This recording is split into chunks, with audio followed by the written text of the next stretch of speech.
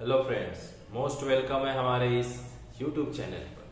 तो आज हम वेस्ट बंगाल बोर्ड के अंतर्गत ये क्लास 7 का ज्योग्राफी का प्रश्न पत्र, वो भी सेकेंड यूनिट टेस्ट का, आप सभी के समक्ष प्रस्तुत करने वाले हैं।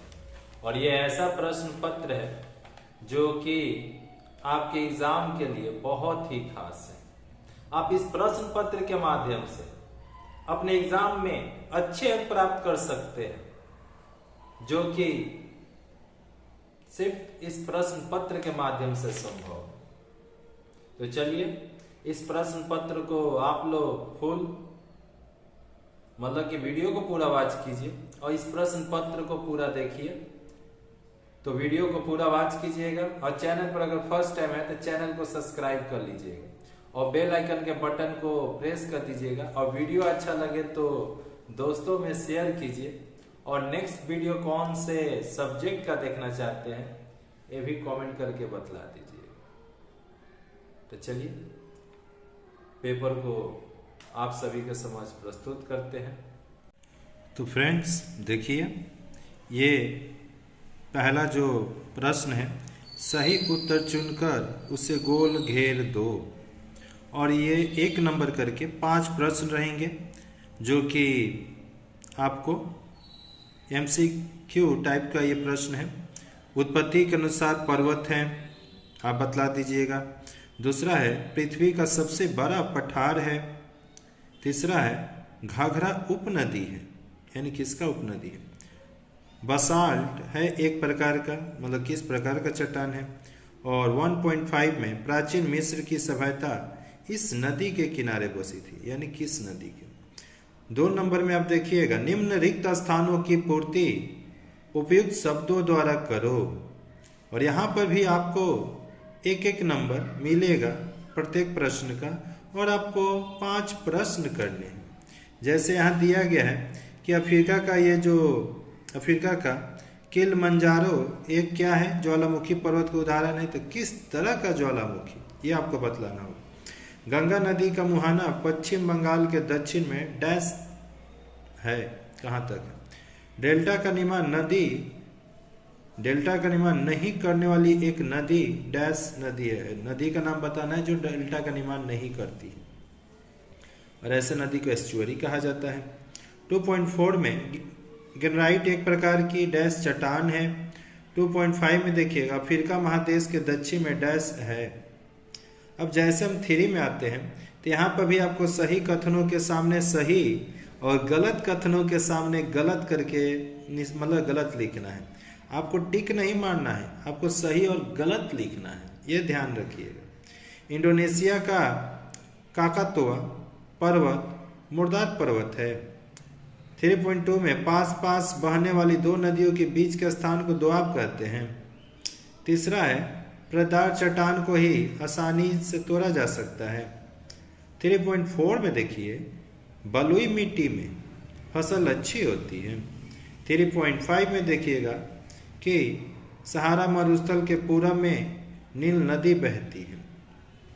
जैसे हम लोग नीचे की तरफ आएंगे तो यहाँ पर आपको निम्न प्रश्न के उत्तर 1 या 2 शब्दों में देखने को मतलब लिखना है। सिंधु गंगा ब्रह्मपुत्र का मैदान किस प्रकार का मैदान है। 4.2 में मूल नदी में जो छोटी छोटी धाराएं आकर मिलती है उन्हें क्या कहा जाता है। ताजमहल किस प्रकार की चट्टान द्वारा निर्मित है।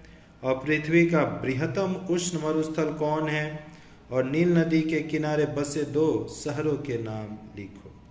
तो दोस्तों अभी तक तो ये हमारा MCQ खाली स्थान और एक तरह से कहा जाए सही गलत और 1-2 शब्दों में लिखने वाले प्रश्न आपने देखा।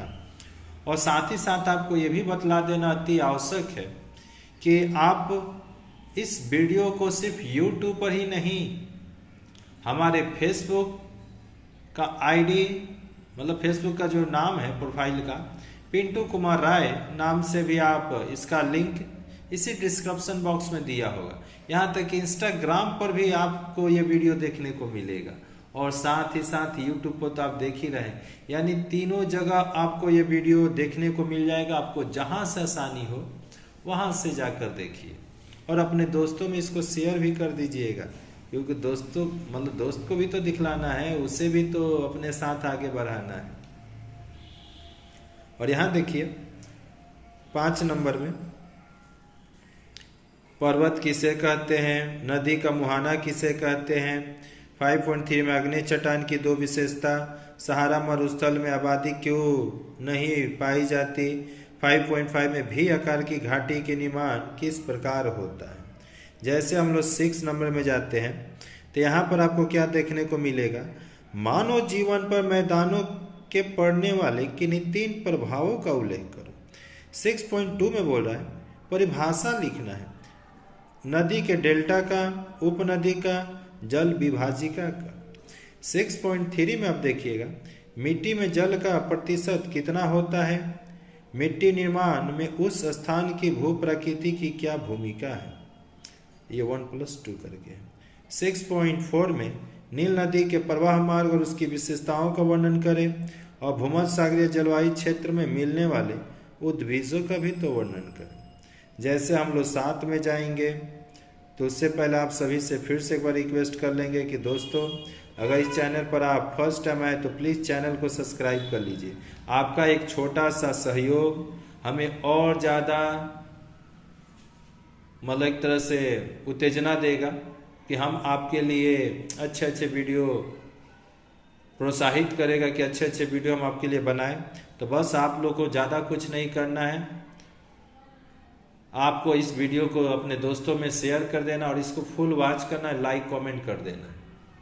और देखिए मैं आपके लिए कितना हेल्प कर रहा हूँ। पर्वत ग्रंथि का निर्माण किस प्रकार होता है, लावा निर्मित मैदान और लोएस मैदान का निर्माण किस प्रकार होता है, जल विभाजिका किसे कहते हैं, नदी के उच्च प्रवाह का वर्णन करो। फिर 7.3 में आप जाइएगा, सहारा मरुस्थल की भू प्रकृति का वर्णन करो और इस मरुस्थल में किस प्रकार के पेड़ पौधे देखने को मिलते हैं, इसका भी मतलब लिखना है इसके बारे में। तो दोस्तों आपने देख लिया होगा कि ये प्रश्न पत्र किस तरह से आपके सेकेंड यूनिट टेस्ट के आते हैं और आप इस प्रश्न पत्र के माध्यम से ही आप चाहे तो अपनी तैयारी करके अपने सब्जेक्ट अनुसार उसमें अच्छे अंक प्राप्त कर सकते हैं।